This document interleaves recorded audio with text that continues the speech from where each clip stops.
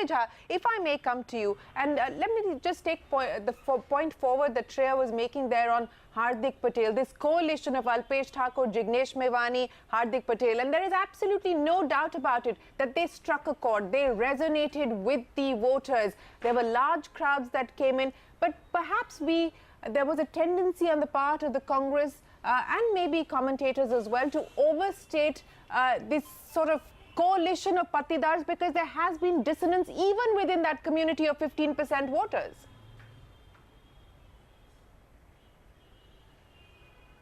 Shereen, a valid question, but, I think the very fact that you had Jignesh Mevani and Alpesh Thakur and Hardik Patel coming together to support the Congress, in fact, Alpesh joined the Congress party, was also a manifestation of the fact that ultimately large sections of the OBC, the Dalits, and I think end of the day, if you look at the Patidar community, they were all very disenchanted with the way the government had been running.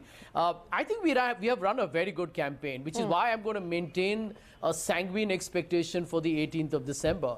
But the one point I wish to make here is, please remember this. I agree with you that we always were aware, or are aware even today, that we were up against a very formidable electoral machine where, in Gujarat, you have had both Narendra Modi and Amit Shah. And don't forget, in 2014, if you look at the number of seats that the BJP led, it was at around 160, 164, 165. And we led in, I think, 11 or 12. So if the numbers come down to around 100 or 105, I know different exit polls are showing different numbers, there is definitely some perceptible change going on at the ground level. Now, we remain very convinced that we should be we should be able to cross the halfway mark or be close to it. Now, let's see whether that plays out or not, because please remember that the vote shares can significantly alter the ultimate seat projections. So I would just like to caution people on that if the vote shares narrow, the seats could go completely awry, and we remain very convinced that could happen. No, Mr. Jha, take your point. Let us just rewind to all the recent events. I mean, Brexit, what did the polls say, and what was the actuality? Trump election, what did the polls say? And these are places where polls are very seasoned, where, sampling of populations is an advanced science, and populations are not as diverse as they are in India. Even then, the polls got it wrong. I take your point completely, Sanjay Jha, and more importantly, even in the 2014 elections, the polls got it wrong. None of them told us more than 300 seats, and the ultimate seat was 335. Absolutely. So they can also err on the other side, being, swinging it entirely in that direction. But Mr. Jha, I just want to ask you, here you had a seething anger. I mean, look at what Aditi Fadnis is telling us. There was so much turmoil. We saw it. We felt it, and you could even see it from the way our own reporter is talking to us from Ahmedabad.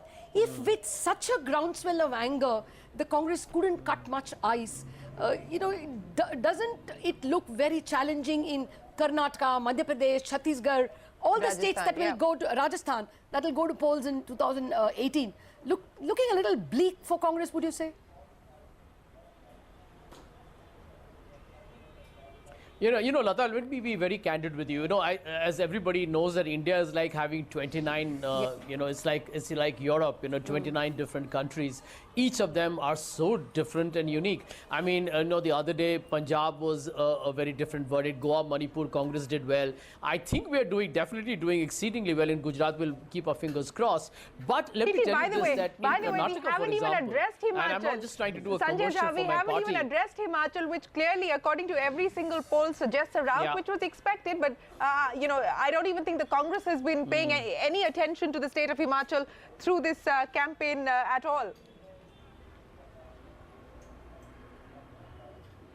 Shereen, the trend that we have noticed with both Himachal and states like Rajasthan is that they tend to alternate. Now, obviously, I'm not saying that gives us any reason to be happy about. I wish we had one Himachal, but that definitely is a dampener. I'm going to confess to that. I wish we had put up a much better fight there. So I think the truth is that all states are a challenge. Each of them comes with their own unique, characteristics of how you need to campaign there and build up your momentum. But I'll agree with you that in Gujarat, after 22 years, and I keep saying that to a lot of my, all my colleagues in the Congress party, that if I look at Gujarat, Madhya Pradesh and Chhattisgarh, where the BJP has been there even in those states for 15 years or more, I think we should be able to try and, it's not just anti-incumbency. Yeah. I think there's also a fatigue factor, and plus your own novelty in terms of the solutions you provide. Sure. So I think clearly we have a lot of hard work ahead, but I still keep a reasonable space of optimism for the 18th of December. Fair point. Let's hold on till the 18th, but let me go across to Shailesh Kumar of the Eurasia Group. Shailesh, thanks very much for joining us. The polls seem to be suggesting that Gujarat has voted for predictability. It hasn't voted for change, as was the expectation of the Congress party. And, even if you look at historical data and you look at the turnout data as well, it would seem to suggest that if there was this groundswell for change, we would have seen the turnout numbers being significantly higher. And I'm just sort of trying to put into perspective what the exit poll numbers are suggesting. But given the fact that it is likely to be the BJP back in power in Gujarat, what is it that you anticipate now in terms of the next wave of reforms, in terms of the next executive actions, legislative actions that we could expect and anticipate? Hi, Shereen. Thanks for having me. I think a couple points. First is the exit polls. If we look back to UP, for example, the exit polls underestimated what was going on. So, there could be a swing in either direction. Second is, we as a firm were actually looking for the BJP to win by more seats than last time. Granted, they could win by fewer seats. I think the trend of winning is one. The second more important point is how much they win by. If the seat count goes up, it's going to have a completely different meaning than if the seat count goes down. If they win with 100 seats, I think that's actually quite bad for them. And in terms of third point, in terms of reforms, what this means is I don't think you're going to see any change if they win massively. So if they get to 130 or even 150, whatever number of seats, we don't think that they're going to end up pursuing any reforms until after 2019, because there's honestly no point. Let me nuance my question, Shailesh. If they were to get an even better margin in comparison to the last time, do you believe that things like the Rafael deal, which now seem to be, looking a little sort of troublesome for the government, or the proposed deal for the next jet for the Indian Air Force, which is between Lockheed Martin and Saab, will we see, for instance, the defense contracts start to being bid out in 2018 ahead of the crucial general elections? That's my question. Are we going to see much more emphasis on strategic disinvestment, which the government has promised, but nothing has happened so far? So if the margin of victory were to be better than the previous one, do you believe that we will see the government accelerate on what could be seen as controversial reforms? Yeah, I think you'll probably see more movement on the jet deals, only because, as you pointed out, the allegations of any corruption in Rafael clearly didn't stick. It didn't really become a sticking point. If it turns out that it did, or for some reason that affected voter sentiment, then maybe that'll be a hindrance. But we're not seeing that right now. So those types of decisions will probably be taken. Now, disinvestment is a little bit more challenging. Strategically challenging, because I don't know which projects the government is actually thinking about exiting from. Air India is one point. So Air India, that'll go through. I think the sensitivity around disinvestment is falling. You're not seeing the same pushback from unions, for example, in certain companies. So, yeah, those types of things will go forward. The challenge, though, becomes there's really no incentive for them to go beyond that.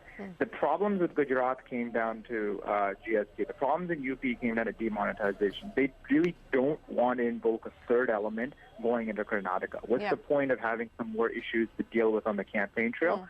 If you can just go without them, it makes things a lot easier. So that's why I think the bigger reforms aren't going to happen. But as you noted, I think I think you are going to see some momentum, hopefully, on the airplane deals, because they have to, frankly. Right. But the question then is, as you said, if they fall below, so if they go to 100 seats, or if they go to 100 seats, I think then this will put into question. I think there's going to be a lot of thought given to what factors caused the seat decline. Was it the Patidar uprising, or was it the fact that there were allegations in some cases of corruption, for example, against Rafal? All right. The News Nation poll suggesting 124 to 128 for the BJP, 52 to 56 for the Congress, and 1 to 3 for the others. Manish, let me get a quick word in from both Dipan and you now in terms of just purely from a market's perspective, beyond the pop that we may see tomorrow or on Monday, if this were to corroborate with the actual poll result on the 18th, what is it going to mean in the near term as far as the Indian equity markets are concerned? Manish, I'll start with you. Sure. So I think the base case was that everyone expects BJP to win, and the margin of victory obviously will play some part. If that doesn't happen, then clearly it's a big shock. But if that happens, then you are looking from a base case scenario, so that's fine. You can continue holding your long positions, and so you will see some small rally. But again, I mean, I strongly believe that we are on a path of very big structural change, and it has been going on for some time. So I would say that you will see more people getting into emerging market overweight situation, which is happening despite what you have seen in terms of interest rate increase in the US. So I would say that people would continue on that path. Deepan?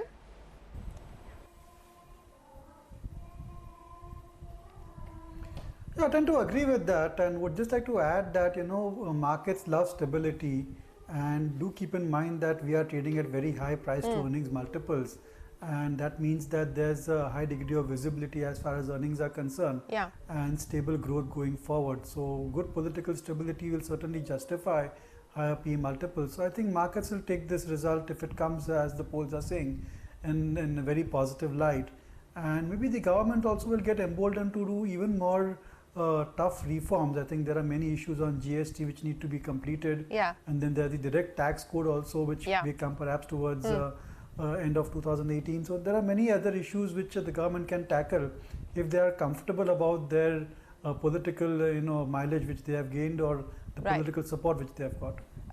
Before I go into a break, Shekhar Gupta, what does this mean for Rahul Gandhi? I mean, Rahul Gandhi is going to officially take over as the president of the Congress party on Saturday. The results are going to be in on Monday. Do you believe that the exit polls and eventually if the result goes the way that the exit polls seem to suggest it will, what is it going to mean for Gandhi right at the start of his presidentship? Well, first of all, if you take over the presidentship of the Congress party at this juncture, given the state of the party and given the state of national politics, I think to expect that you will be, people of Gujarat will present you the state as a welcome gift easily. I'm not saying it can't happen. Easily, then I think it's being too optimistic. It's a big job to run the Congress party. Remember, in 2014 elections, Congress only got 44 seats, but it got nearly 11 crore votes.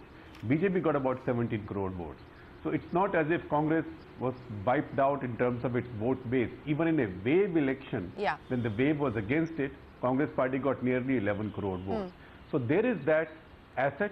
He has to build on it. It's going to be a long haul. This is not a match. If he wants to win the match, everybody in politics wants to win the match, then he cannot win it in the first over. He has to build up, he has to be patient, and he has to take setbacks in his stride. You don't take over a party which has been run down and which has done very badly for the past many years, and suddenly come and think that there will be a miracle. To rebuild the Congress party is going to be hard work for a very long time, and you have to live with setbacks. Gujarat might be one, I don't know, but it might be one.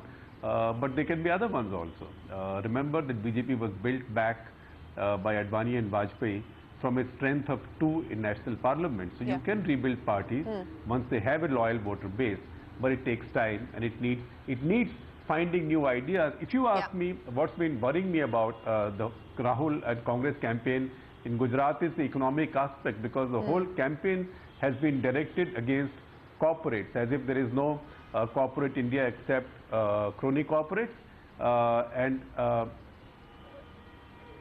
It looked like Mr. Modi and BJP's campaign was against Pakistan or its collaborators in India, or some Muslim leaders or Muslims, whereas Rahul's campaign was fully against corporate India. So it was corporate, it was povertarian, it talked about a lot of freebies. So I would wish, as somebody who believes in liberal economics and liberal society, that Mr. Modi and BJP correct their view on society, on social issues, and Rahul and others correct their view on the economy, because to structure an election like this, that to a state like Gujarat, I think is a very audacious thing to do, because Gujaratis are essentially pro-business people. Sure. Let me come to you now with that, Zafar Islam. And, you know, through the course of the last few weeks, there's been a lot of conversation around the fact that the Prime Minister, the narrative that he had built around development, around Vikas, that seems to have changed, and that was dropped on the campaign trail. The point that we heard from Aditi and the point that we just heard there from Shekhar Gupta as well, there is a growing sense that there needs to be a course correction for the BJP, specifically for the man at the top, the Prime Minister, to address the social issues, the social dissonance now that is really right up in front and center.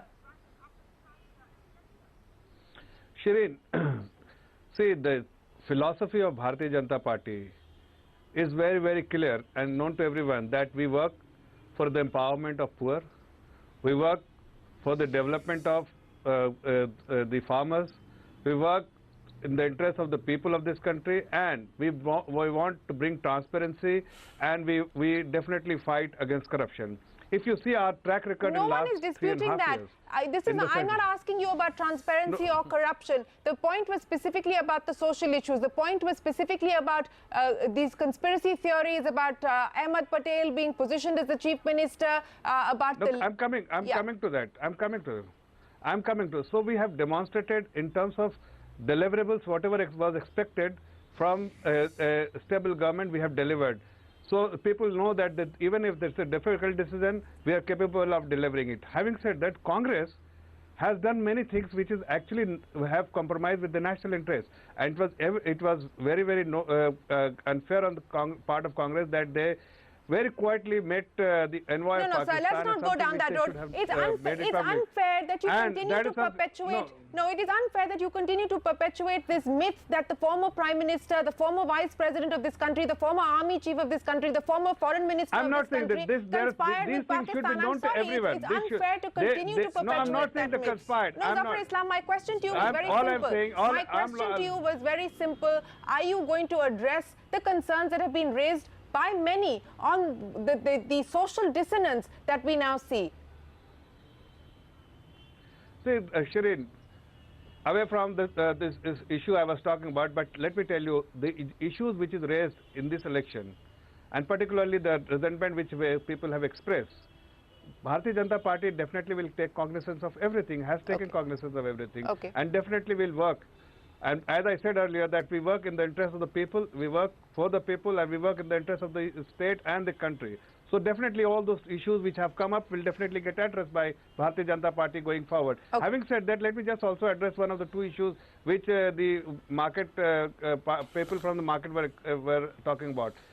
The expectation all of the market participants with that if Bharatiya Janata Party does not win, suppose, then the reforms agenda of the government will get compromised. Let me tell you, the Honorable Prime Minister has very clearly stated that this government is known for and will be known for reform and perform, and that reforms agenda will continue. Right. Even though we know that we will win in Himachal Pradesh as well as in Gujarat, but even had it been away from us, still we would have continued with our reform agenda, and that should lend a lot of comfort to the market participants. That surely will.